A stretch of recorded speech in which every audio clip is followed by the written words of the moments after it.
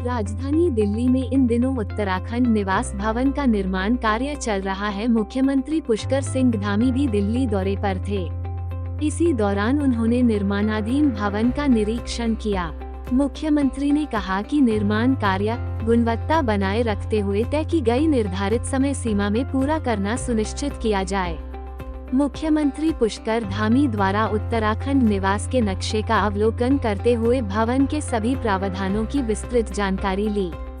मुख्यमंत्री पुष्कर सिंह धामी ने कार्यदायी संस्था को निर्देशित करते हुए कहा कि नए बन रहे उत्तराखंड निवास में कार्य की सुगमता के दृष्टिकोण से उत्तराखंड स्थानिक आयुक्त कार्यालय व उत्तराखंड राज्य सूचना केंद्र को उक्त भवन में स्थापित किए जाने के संबंध में विचार किया जाए।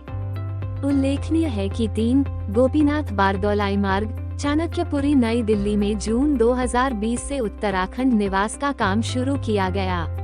भवन में 3 बेसमेंट होंगे। भवन में भूतल को सम्मिलित करते हुए कुल 7 तल बनाए जाएंगे। भवन उत्तराखंड वास्तुकला शैली में बनाया जाएगा। ग्रीन भवन की तर्ज पर बनाए जा रहे इस भवन का अपना सीवेज शोधन संयंत्र होगा। भवन में 50 किलोवाट क्षमता का सोलर पावर प्लांट भी है। उत्तराखंड निवास का निर्माण कार्य संभावित 2023 तक पूरा कर लिया जाएगा। रिपोर्ट मोनू राजपूत, देहरादून। उत्तराखंड आवास एवं विकास परिषद की 12वीं बोर्ड बैठक शुरू हो गई है। शहरी विकास मंत्री प्रेमचंद अग्रवाल की अध्यक्षता में हुई बोर्ड बैठक। शहरी विकास मंत्री प्रेमचंद अग्रवाल ने प्रधानमंत्री आवास योजना के कार्यों में तेजी लाने के दिए निर्देश। शहरी विकास मंत्री ने कहा, परियोजनाओं में कार्य हो चुका प्रारंभ। परियोजना के तहत लाभार्थियों को आवास आवंटन की प्रक्रिया शुरू करने के भी दिए गए निर्देश। प्रधानमंत्री आवास योजना के निर्माण कार्यों की गुणवत्ता पर विशेष ध्यान देने व निरंतर पर्यवेक्षण के भी दिए गए निर्देश। बैठक में अपर मुख्य सचिव आनंद वर्धन, आयुक्त आवास सुरेंद्र नाथ पांड्या, अपर आयुक्त पीसी दुमका, उत्तर प्रदेश आवास एवं विकास परिषद के संयुक्त आवास आयुक्त राजीव कुमार रहे मौजूद। रिपोर्ट मोनू राजपूत, देहरादून। आवास विकास परिषद की आज 12वीं बोर्ड की बैठक हुई है और बहुत ही बड़ी बैठक ये चली। लगभग 2.5 से 3 घंटे के बीच हम बैठे, जिसमें बहुत ही महत्वपूर्ण निर्णय बोर्ड के द्वारा लिए गए।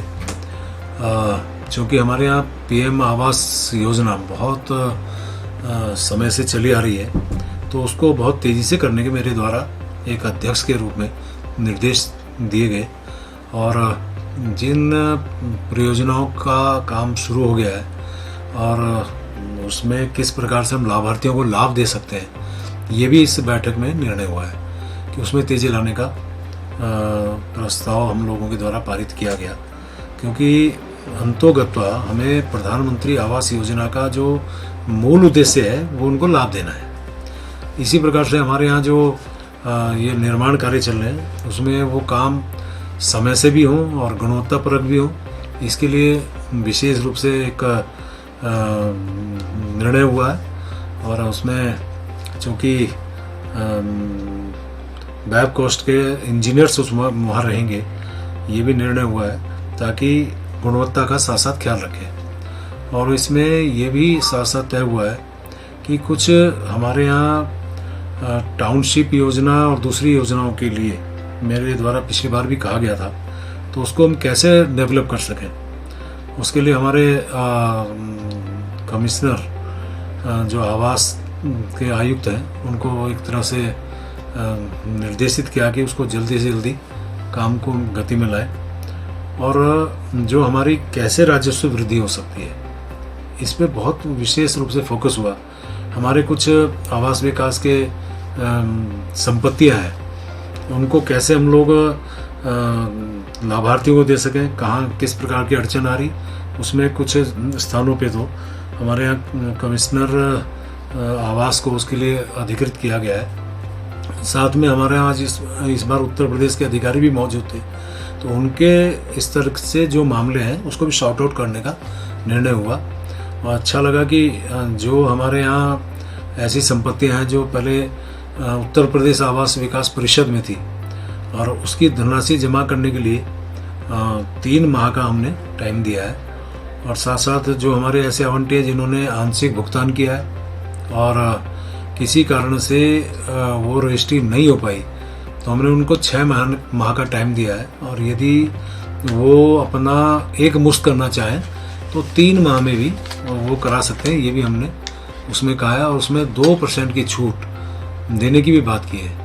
और परिषद के कामों को हम लोग ऑनलाइन करें, ये भी निर्देशित किया गया है। साथ में चूँकि परिषद हमारे यहाँ है तो सही, लेकिन उसका ढांचा भी बहुत ज़्यादा अभी नहीं बन पाया, तो उनके काम में गतिशीलता लाने के लिए वो ढांचा निश्चित रूप से बनना चाहिए। तो उसमें 50 पदों को भी हम लोग सृजित करेंगे, ताकि एक तो उससे बेरोजगारी समाप्त होगी और साथ में हमारी परिषद की गतिशीलता बढ़ेगी। यानी कि बहुत छोटे छोटे बिंदुओं पे हम लोगों ने बातचीत की है और तेज़ी से इसमें गति आए, ये हमने तय किया है।